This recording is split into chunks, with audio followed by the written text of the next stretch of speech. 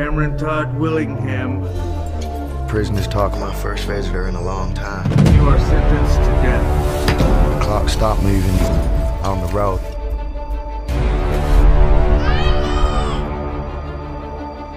But I did not kill my own. Doesn't mean he's innocent. He'd feel to find an innocent man, or sensitive man. All right, you gotta find meaning in the suffering. To live is to suffer, and man's search for meaning is...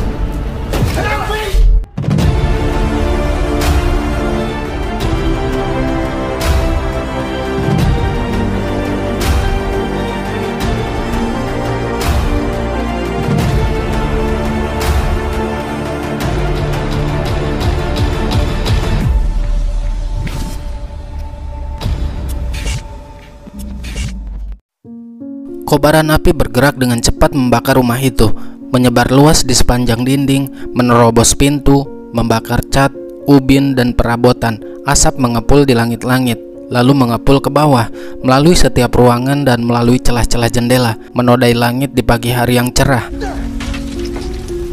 Kejadian ini berlatar pada tahun 1991 di Corsicana, Texas, Amerika Serikat. Di hari itu, tepat di jam 9 pagi tanggal 23 Desember, terlihat ada seorang anak perempuan yang sedang bermain di depan halaman rumah. Dia mendengar suara teriakan seorang pria yang meminta tolong dari arah seberang rumah. Ternyata rumah pria tersebut sudah dipenuhi dengan kobaran api, sehingga anak perempuan itu pun berlari ke dalam rumahnya untuk memberitahukan kepada sang ibu. Sang ibu yang melihat langsung kejadian itu segera menghubungi petugas pemadam kebakaran. Namun naasnya sebelum petugas datang, kobaran api semakin membesar hingga membuat pria itu kebingungan. Dia frustasi karena tidak sempat menyelamatkan nyawa ketiga anaknya yang masih berada di dalam rumah.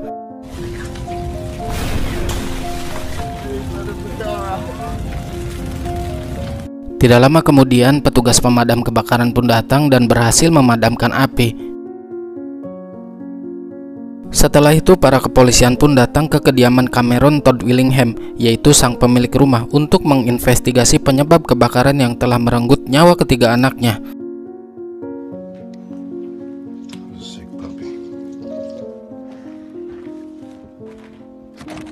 He didn't take no chances. He's glass.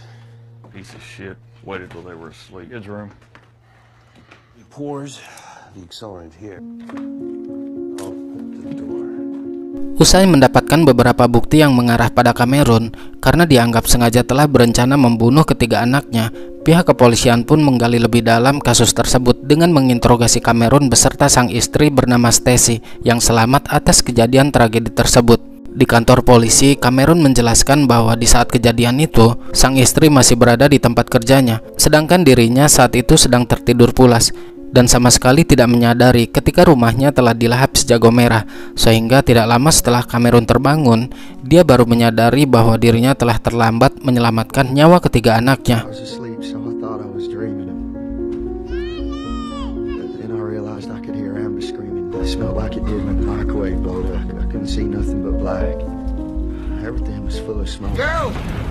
So I made it to the wires.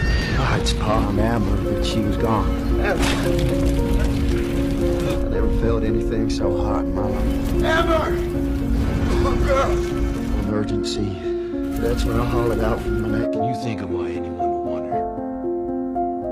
No, neither of us could have lived without them kids. Di sana, Cameron yang merupakan sang ayah menunjukkan rasa penyesalan dan kesedihan yang mendalam karena tidak bisa menyelamatkan mereka. Pengakuan tetaplah pengakuan, namun tetap saja para kepolisian pun tidak menaruh rasa simpati kepadanya. Mereka sangat yakin bahwa Cameron telah merencanakan kejadian naas tersebut. Hal itu diperkuat karena sebelumnya Cameron telah berulang kali menghadapi masalah hukum. Di keesokan harinya, Stacy dan Cameron menghadiri pemakaman anak-anaknya. Di dalam perjalanan, Stacy terus-menerus menyalahkan Cameron. Perdebatan pun terjadi. Tiba-tiba dari belakang, mobil polisi datang dan menghentikan perjalanan mereka. Ternyata maksud tujuan para polisi itu untuk menangkap Cameron yang telah ditetapkan menjadi tersangka atas tuduhan pembunuhan berencana terhadap anaknya sendiri. Jelas dong, Cameron memberontak karena dia sama sekali tidak merasa melakukan apa yang para polisi tuduhkan. Tapi apalah daya, Cameron yang tidak memiliki kekuasaan apapun hanya bisa pasrah menerima nasibnya di dalam sel tahanan. kids. You're a real piece of shit, you know that. I didn't do it, Marty. Beberapa bulan kemudian, tepatnya di tanggal 18 Agustus 1992, Cameron menjalani sidang pertamanya dengan didampingi sang istri dan pengacaranya. Kemudian satu persatu saksi pun dihadirkan oleh seorang jaksa yang bernama Jackson. Dimulai dari tetangganya memberi kesaksian palsu mengenai insiden kebakaran itu. Dia berkata jika Cameron hanya berdiri dengan tatapan aneh di matanya. Dia juga mengatakan jika Cameron hanya mengkhawatirkan mobilnya, sama sekali tidak mengkhawatirkan anaknya. Tentu hal itu pun dibantah oleh Cameron. There with this strange look in his eye. Best of your knowledge, It's total bullshit. He was too worried about that car Willingham ever make an until attempt. the cops showed up. He didn't try to save those kids. It was like he was. Seorang detektif yang menyelidiki kasus itu pun turut serta memberikan kesaksian palsu. Dia berkata, jika ada seseorang yang dengan sengaja menyiram bensin di sekeliling tempat tidur anaknya sampai ke pintu depan. Can you be more specific? Set by human hands in the shape of a pentagram, even under their bed. He kept going down the hallway to the front door, the symbol of the devil. Detektif lainnya pun memberikan kesaksian palsu mengenai kasus ini. Mereka mengatakan jika rumah Cameron dijadikan perangkap kematian karena di setiap pintu keluar ada perabotan yang menutupinya, sehingga siapapun yang berada di dalam rumah itu otomatis tidak akan bisa keluar dan pasti akan mati terbakar. Another indication it was goose by liquid additive. We found evidence of what we call crazed glass. Tidak kalah mengejutkan, teman satu selnya ikut memberikan kesaksian palsu. Dia berkata jika Cameron telah mengakui perbuatannya dengan mengambil tumpukan kertas yang sudah dia kumpulkan lalu membakarnya. Padahal saat berada di dalam sel bersama, Cameron tidak pernah berkata apapun kepadanya. Some paper and water. He just decided to take. Hell no. Burnt it in a way and did like this. I'll kill you. It looked like them children was playing. Cameron yang merasa bahwa kesaksian mereka tidak sesuai dengan fakta pun akhirnya tidak terima dan meluapkan emosinya di persidangan itu.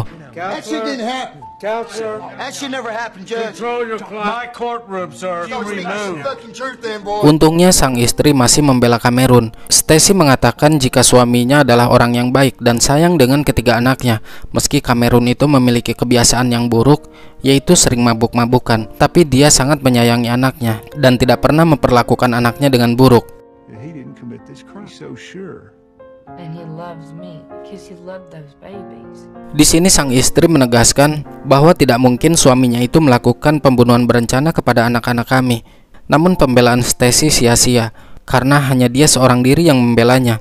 Sedangkan saksi-saksi lain berbeda dengan pernyataan Stacy, termasuk pengacaranya sendiri. Ia hanya bisa diam, tidak bisa melakukan pembelaan kepada kliennya. He treated those babies better than anybody else. Loved those babies with all his heart and changed their diapers. He would feed them, and you are not. No one's telling the fucking truth. Pay attention to the facts. Everybody's in here making up lies. Young lady. When do we get a chance? Witness is No one's telling the excused truth. now. I'm sorry. What kind of crime there is?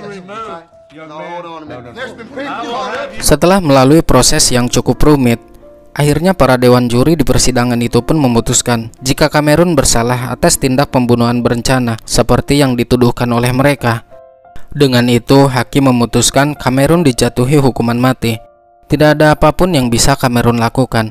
Dia hanya bisa terdiam ketika mendengar keputusan hakim. Todd Willingham, by your verdict in this case, charged in the indictment, guilty of the offense of capital murder. Todd Willingham, by order of the state of Texas, sentenced to death. Keesokan harinya, Cameron dipindahkan ke sel tahanan khusus untuk terpidana para pelaku kejahatan-kejahatan berat, yang mana di dalamnya diisi oleh penjahat-penjahat kelas kakap. Selama berada di dalam sana, Cameron sering dibully oleh para petugas tahanan dan para anggota tahanan lainnya. Dia dipanggil dengan julukan sang pembunuh bayi. Awalnya Cameron tidak mau menanggapinya, namun karena dia tidak sanggup terus-terusan dibully, ditambah dia sendiri tidak merasa menghabisi ketiga anaknya, akhirnya pada suatu kesempatan dia memberikan perlawanan kepada salah satu tahanan yang mengakibatkan kegaduhan di hari itu.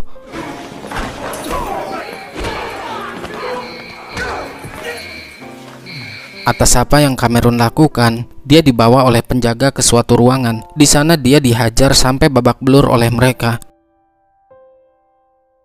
Selama di dalam penjara, Cameron selalu teringat dengan masa-masa indah bersama istri dan ketiga anaknya. Dia masih tidak menyangka kebahagiaan bersama keluarga kecilnya kini telah berakhir.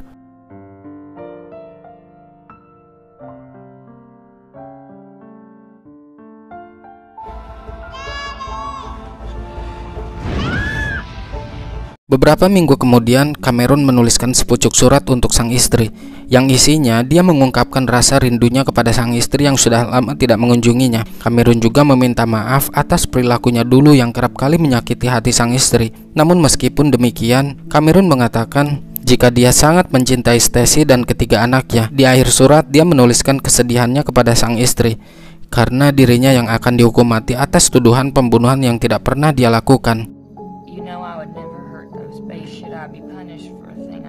Setelah membaca surat dari Cameron, awalnya Stacy berencana untuk membantu sang suami agar terbebas dari hukuman mati. Namun karena neneknya terus-terusan menghasut sang cucu agar dia tidak lagi berhubungan dengan Cameron, akhirnya memutuskan untuk tidak lagi membalas surat-surat yang dikirimkan dari Cameron. Hari demi hari keadaan Cameron semakin terpuruk. Dia sangat frustasi. Ditambah lagi melihat satu persatu tahanan mulai menjalani hukuman eksekusi mati.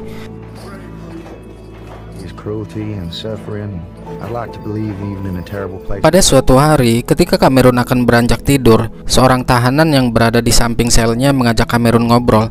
Dia bernama Ponzi. Ponzi juga merupakan tahanan yang akan dieksekusi mati atas kasus pencurian dan pembunuhan. Nah, disinilah Ponzi mengungkapkan fakta bahwa dirinya tahu tentang pengacara yang mendampingi Cameron di persidangan itu. Dia adalah pengacara yang memiliki kinerja yang sangat buruk.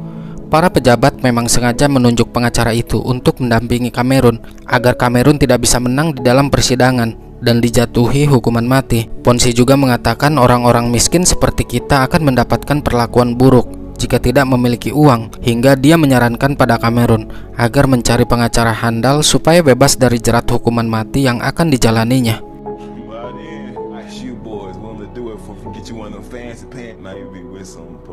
Di sini Ponzi memberikan jalan agar Cameron bisa mendapatkan pengacara handal tanpa mengeluarkan uang dengan cara mengirimkan surat ke Lembaga Penyetaraan Keadilan Texas. Setelah mendengarkan saran dari Ponzi, Cameron pun segera menuliskan surat untuk lembaga terkait. Beberapa hari kemudian, seorang pengacara bernama Riff datang yang dikirim langsung dari Lembaga Penyetaraan Keadilan setempat. Sang pengacara mengungkapkan rasa keprihatinnya pada kasus yang menimpa Cameron, sehingga dia berniat untuk membantunya. Tapi sebelum itu, sang pengacara memberikan transkrip persidangan kasus serta berkas pendukung lainnya agar bisa dipelajari lebih lanjut lagi oleh Cameron. Dia juga berkata jika pengacara Cameron sebelumnya melakukan pekerjaan yang sangat buruk karena telah gagal untuk memanfaatkan peluang menyerang balik para saksi dari jaksa penuntut.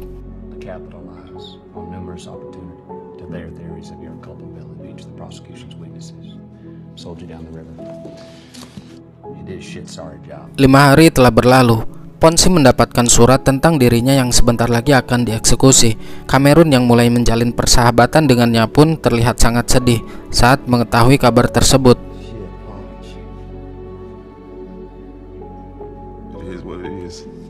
Di malam hari, Ponzi dipaksa keluar oleh para penjaga. Ternyata malam itu adalah malam terakhirnya berada di sel, karena saat itu juga Ponzi akan dieksekusi mati.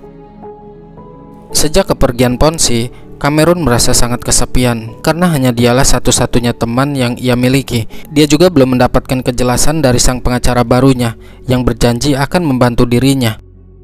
7 tahun kemudian, di sisi lain, kita akan diperlihatkan dengan seorang wanita bernama Elizabeth. Saat di perjalanan, dia berhenti dan menolong ibu-ibu yang mobilnya mogok.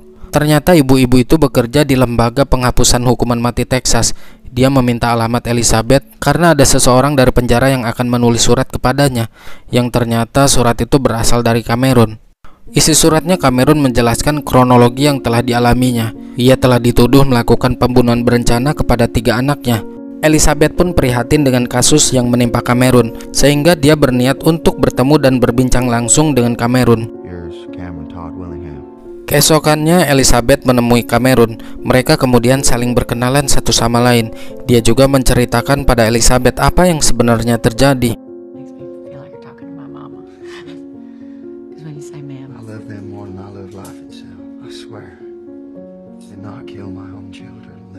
Sejak saat itulah Elizabeth dan Cameron mulai menjalin sebuah pertemanan.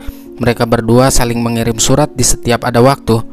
Dengan hadirnya Elizabeth, Cameron mulai bersemangat menjalani hari-harinya selama di dalam penjara. Dan memang selama 8 tahun dia berada di dalam penjara, Cameron tidak memiliki seorang pun untuk bercerita dan berbagi kesedihannya. Terkadang dia berhalusinasi tentang putrinya.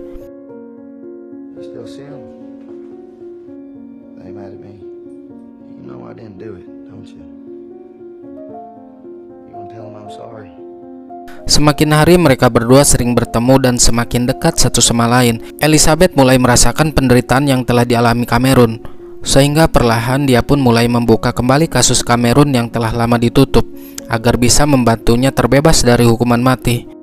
Di kesempatan lain, Elizabeth mengambil berkas BAP para saksi dalam kasus persidangan milik Cameron.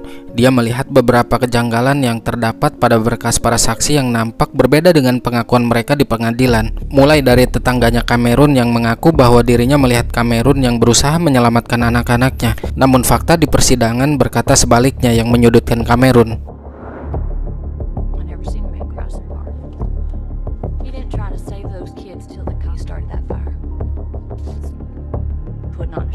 Begitu juga dengan sang detektif yang telah menyelidiki kasus ini tentang penemuan lukisan yang memiliki arti simbol satanik, yang menurut sang detektif yakin bahwa Cameron adalah seorang penjahat. Itu artinya guys, dapat kita simpulkan bahwa pendapat penyidik tentang lukisan yang ia lihat hanya berdasarkan pengamatannya saja, tanpa berdasarkan bukti-bukti yang akurat. Ditambah dengan pengacara Cameron yang tidak memberi pembelaan apapun saat dirinya disudutkan oleh para saksi, dan atas kesaksian-kesaksian mereka, makanya hakim memutuskan bahwa Cameron divonis hukuman mati. Kemudian Elizabeth menemui mantan pengacara Cameron dengan tujuan untuk menanyakan kasus Cameron yang tidak mendapatkan keadilan di persidangan. Namun karena tidak adanya respon dari sang mantan pengacara, akhirnya dia pun pergi menemui pengacara Riff untuk menindaklanjuti perihal kasus Cameron. Mengingat Riff pernah berjanji untuk membantu kasus Cameron yang divonis dari hukuman mati. Di sini pengacara Riff menjelaskan bahwa kasus Cameron yang ia tangani selama 6 tahun tidak mendapatkan titik terang. Terlebih tuntutan bandingnya telah berkali-kali ditolak oleh pengadilan. Awalnya pengacara Riff menolak membantu Elizabeth untuk kembali membuka kasus Cameron. Namun setelah Elizabeth menunjukkan beberapa fakta tentang kejanggalan-kejanggalan yang ia temukan di BAP milik Cameron, akhirnya sang pengacara pun setuju untuk kembali membuka kasus Cameron dan menjadi pengacaranya lagi. Elizabeth mendatangi kediaman Johnny Webb yang merupakan saksi satu selnya Cameron dulu. Di sana mereka membahas fakta yang sebenarnya terjadi. Elizabeth pun heran. Johnny Webb yang merupakan orang lain kok bisa-bisanya memberikan kesaksian palsu. Di sana Elizabeth melihat sebuah mobil mewah dan menanyakan bagaimana kamu bisa membeli semua ini. Apakah ini pemberian dari jaksa? Johnny Webb tidak bisa menjawab pertanyaan Elizabeth dan mengancamnya agar segera pergi dari sana. A reduced sentence for that little story you told the district attorney. You know, I don't want to talk no more, so. Well, I promised to take care of you. Setelah mendatangi Johnny, Elizabeth pun kembali mendatangi Cameron untuk meyakinkan bahwa dia telah menemukan titik terang tentang kasusnya. Elizabeth berjanji akan membantu Cameron dari vonis hukuman mati dengan cara mengajukan banding lagi ke pengadilan. Kabar itu pun tentu membuatnya sangat bahagia dan kembali menemukan harapan untuk tetap hidup. Tidak henti-hentinya Elizabeth mencari keadilan untuk Cameron. Dia mendatangi beberapa stasiun radio.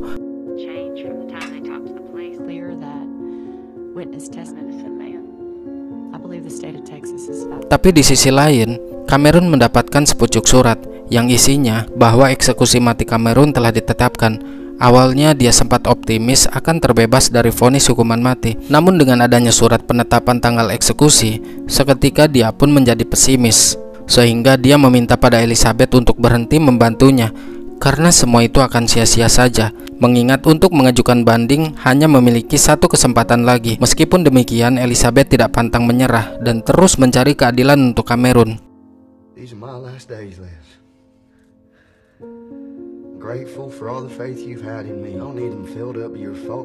Lanjut, Elizabeth mendatangi kediaman Stacy untuk meminta bantuan saksi bersama dirinya di persidangan banding nanti. Namun mantan istrinya itu menolak. 11 hari menuju eksekusi mati Cameron, Elizabeth dan pengacara Riff mendatangi kediaman seorang pria tua bernama Dr. Harsh, yakni seorang peneliti. Sang dokter menjelaskan tentang laporan kasus Cameron yang telah ia pelajari dari para ahli. Dr. Harsh juga menunjukkan sebuah teori, yang dimana jika bensin disiramkan ke lantai, maka secara perlahan api itu akan mati dan tidak meninggalkan jejak apapun. No burn signature. What do you see? Ia berkata bahwa tidak ada retakan kaca yang disebabkan oleh api. Dia mempraktekannya langsung dengan cara membakar kaca, dan memang benar kaca itu tidak retak, kecuali jika terkena air. Dr. Harsh mengungkapkan kekesalannya kepada para penyidik karena mereka memutuskan Cameron bersalah tanpa diselidiki lebih lanjut. Dan mereka begitu yakin bahwa kebakaran itu disebabkan dengan tidak sengaja. Dan menurut teorinya sang dokter, kebakaran itu disebabkan oleh mesin penghangat ruangan. Namun polisi tetap tidak menghiraukan teori-teori dari sang dokter.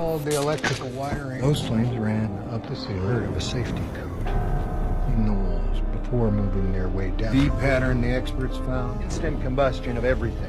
Fire was what we call a flashover. Also, a signature of a flash. Setelah mendapatkan jawaban dari sang dokter, Elizabeth kembali menemui Cameron untuk memberi kabar gembira tentang pengacara Riff yang sedang di jalan dan menuju Dewan Pembebasan Bersyarat dengan membawa bukti-bukti akurat. Elizabeth yakin dengan bukti yang ia miliki, Cameron bisa terbebas dari hukumannya. Namun Cameron tidak begitu menanggapinya, karena dia rasa semua itu akan sia-sia saja. Meskipun demikian, Cameron merasa sangat bahagia karena di sisa akhir hidupnya dia memiliki teman yang begitu peduli terhadapnya. Walaupun notabene Elizabeth adalah orang lain yang baru ia kenal, tapi dia salut dengan kegigihan Elizabeth yang memperjuangkan dirinya agar bisa bebas dari hukuman mati.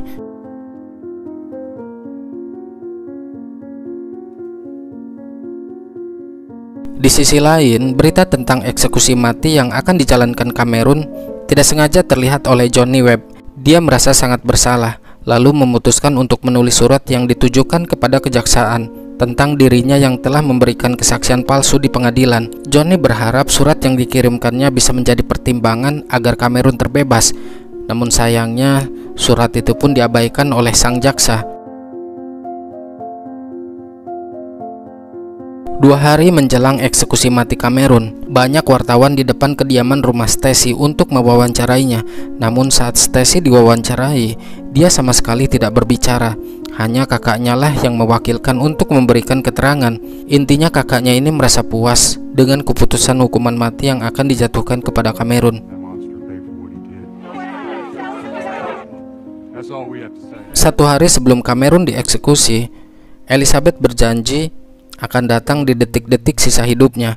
Namun takdir berkata lain. Saat dalam perjalanan dari mengunjungi Cameron, Elizabeth terkena insiden yang membuat dia mengalami cedera yang cukup serius. Otomatis dia tidak bisa datang dan menyaksikan Cameron saat dieksekusi.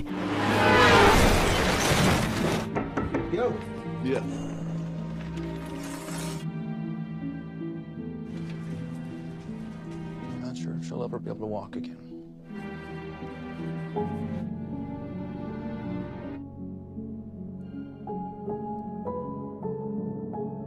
17 Februari 2004, setengah jam sebelum dieksekusi, Cameron menanyakan keberadaan Elizabeth kepada para penjaga, namun mereka tidak mengetahuinya. Kini tiba waktunya Cameron akan dieksekusi. Dia sudah pasrah dengan segala keadaan. Dia terlihat tegar menunggu detik-detik akan disuntik mati. Sebelum semua itu dilakukan, di hadapan semua orang yang hadir di sana, Cameron menegaskan bahwa dirinya bukanlah pembunuh ketiga anaknya. Dia juga berkata orang-orang yang telah menuduhnya akan berakhir di neraka. Dia berpesan untuk terakhir kalinya, dia ingin dikremasi dan abunya ditaburkan ke makam anak-anaknya. I am an innocent man, which I did not commit, convicted of an unspeakably heinous crime. Since I've been wrongly persecuted, my body be cremated across my daughter's graves.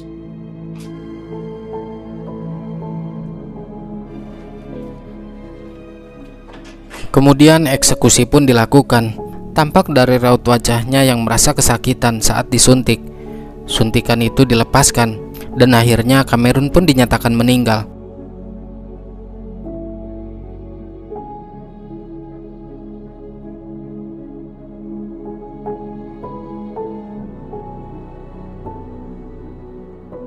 Beberapa bulan kemudian, Elizabeth yang dalam keadaan lumpuh mendatangi makam Cameron.